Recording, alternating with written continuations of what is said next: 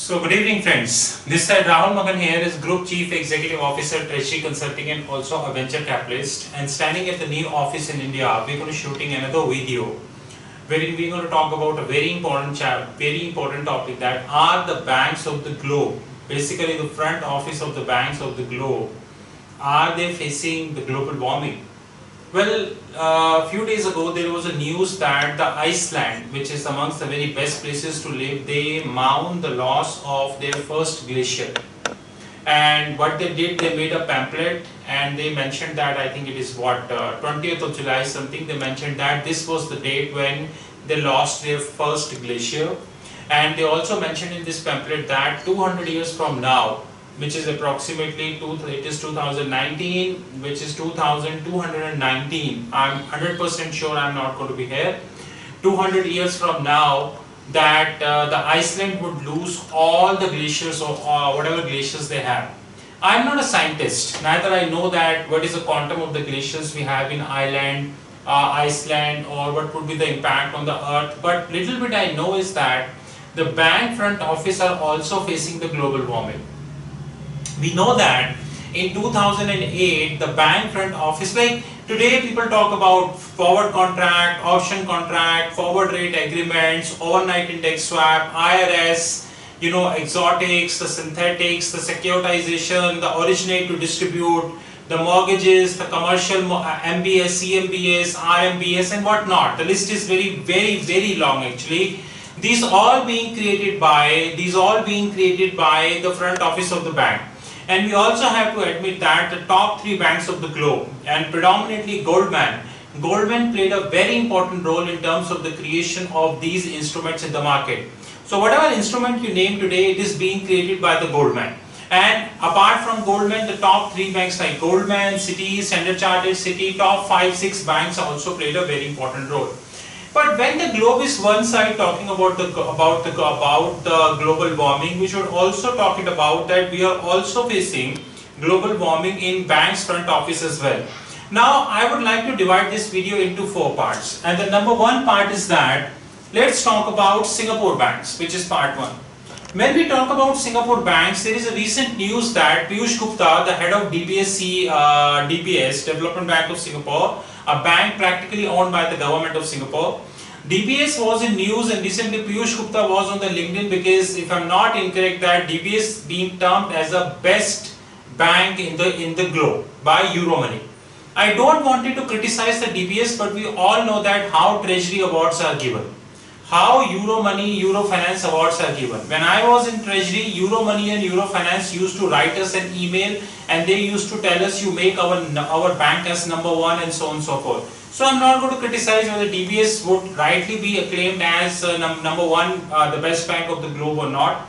But I would like to raise important question about the credentials of the DBS, whether they deserve the best bank of Singapore or not. DBS has practically closed the equity desk in Singapore. DBS practically closed the commodities business in Singapore. The front office desk of the DBS is now, I think, almost wiped out like the bespokes.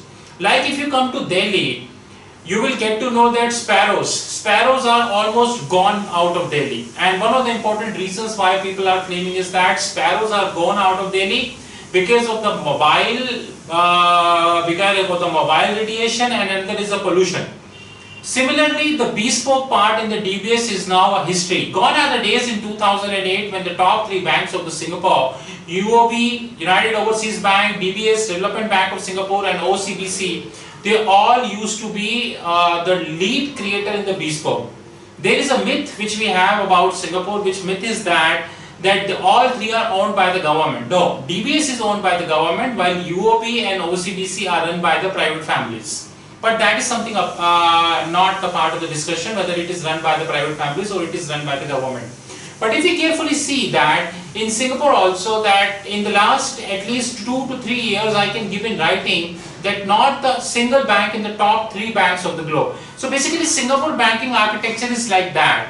The 3 banks of Singapore, which is the 3 pillars, which is DBS, UOB and OCBC, and they are surrounded by all foreign banks. Credit Suisse, JP Morgan, Standard Chartered, Goldman, I would say Citi, I would say HSBC, Barclays, Commerce Bank, Deutsche and whatnot. They are all being surrounded by all these foreign banks. According to a report that Singapore hosts approximately 460 plus global banks of the globe out of top 500. And this report is 3 years old report. I don't know, I don't have the latest figure, so I take an indemnification here. So if you look at last 3 years, then apart from Goldman and few other banks, the three top pillars of Singapore, they have stopped creating any instrument. And they practically reliant on one thing, which is known as the marketing. The buses are in red, the MRTs are in red, the tubes are in red, and the huge marketing is happening. And I don't feel shy, even though we are a Singapore-based company, is that the banks in Singapore are extremely reliant on the payment business now. So they have commoditized the banking. So front office in Singapore is definitely facing the global warming. As simple as that. Second comes the Europe. Europe is facing its own problem, which is the problem of Brexit. Now people are talking about Grexit. Now people are talking about fall of one government, demise of one government, and the list is very long. 2 days before, the Prime Minister of London, Madam May, she stepped down and Boris Johnson took over as the next Prime Minister of the London. We don't know whether Brexit would happen or not. We don't know, because being a Prime Minister, Boris will not be the same person like he used to be when he was a member of parliamentarian in the British Parliament. So because his view, his perception is completely changed. Now whatever he speaks would be treated as a thought of the United Kingdom on the Brexit. So only time will tell how whether Brexit will happen or not. But if I look at the currency market while speaking with you, the GBP is about to touch 1.25, which practically says that Brexit is not in the sight, but only time will tell. Europe is having its own problem, and the biggest problem of Europe is that the banks are failing. The recent stress test conducted by European Central Bank also proved that point. And most importantly, we need to appreciate that the initial margin reforms by ISDA is now getting delayed by another 2 years. I'm not saying which bank is behind that. We know the name of the bank who is behind that, you know, and somehow they are my favorite bank. But like FRTB, fundamental review of the trading book, initial margin is going to be deferred by another 2 years. I am fully sure it is going to be deferred to 2023, and from here also it would defer. It will issue a lot of credentials about the banking system, but the delay of initial margin and the delay of fundamental review of the trading book is not going to save the banking system, that is for sure. This is 100% fact. Let's come to US banking. US banking is showing the strength of resilience. The recent quarterly result in the US banking are very good. From Goldman to Citi to JP Morgan, everybody reported a very good profits this time. And we wish that the resilience in the US banks would continue to be in the next upcoming quarters. If this resilience will continue, then we are hopeful that the bank's front office will continue to innovate new financial product. But unfortunately, we have to say that few banks in the US are also cutting the jobs.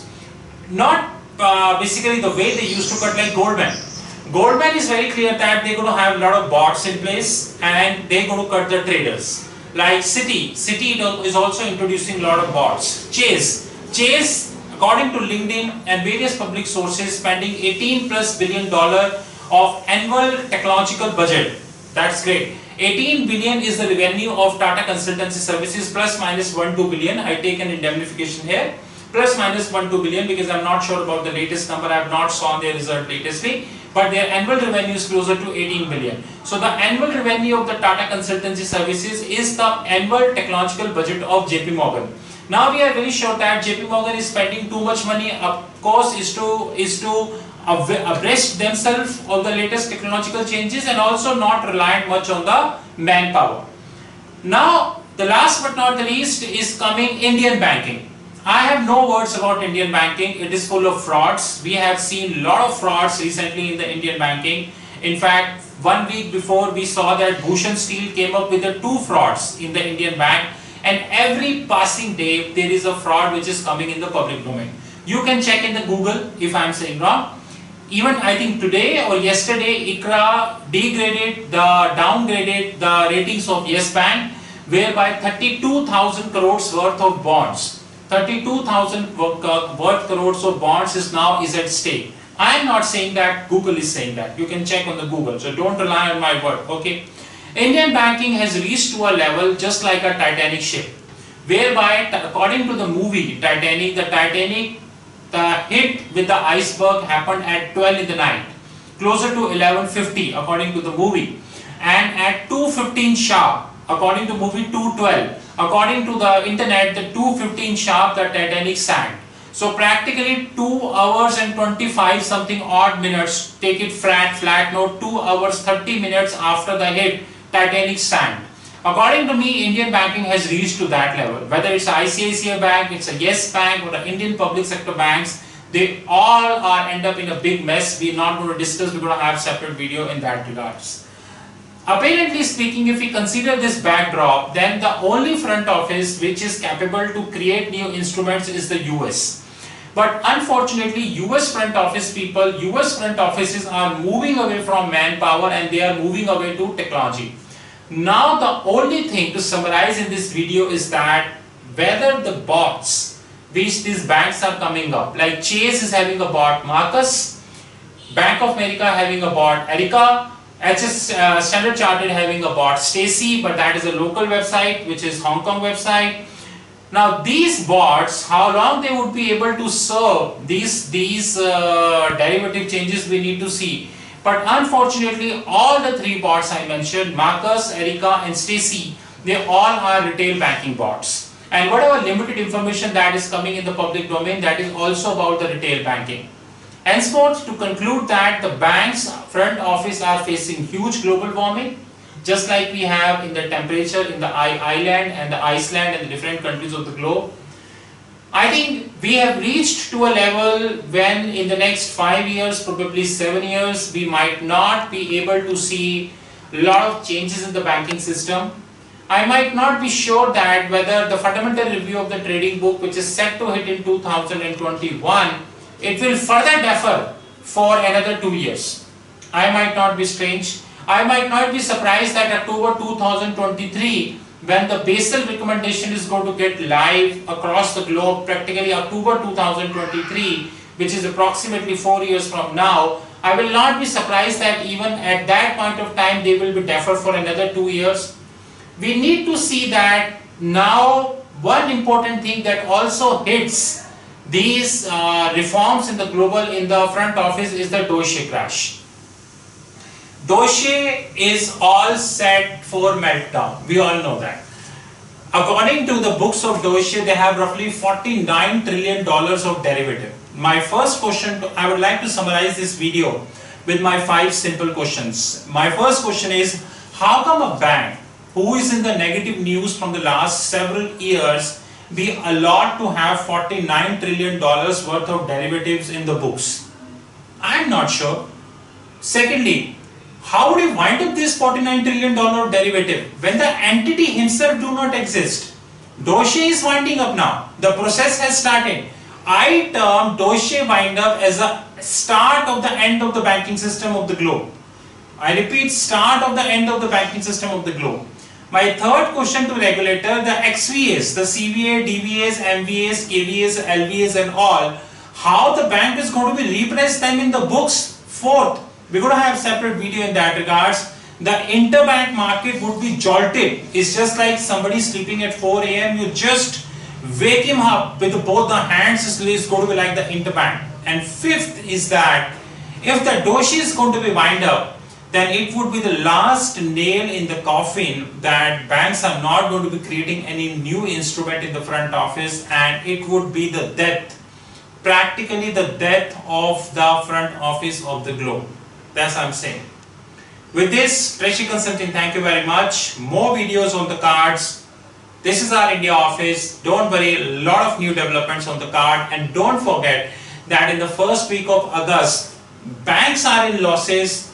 Dossier is winding up, whatever, but Treasury Consulting is committed to be a bank, and the first stepping stone of the bank is our bot, which is Julia, and that bot is going to get hit in the first week of August. 16 asset classes, 160 sub-asset classes, and at the end 5,000 questions, inbuilt sliders, multi-selection facility and multi-movement facility.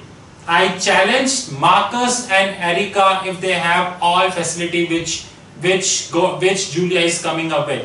And before winding, Julia is not the last part we are making. Immediately after Julia, Treasury Consulting will start working on Christine.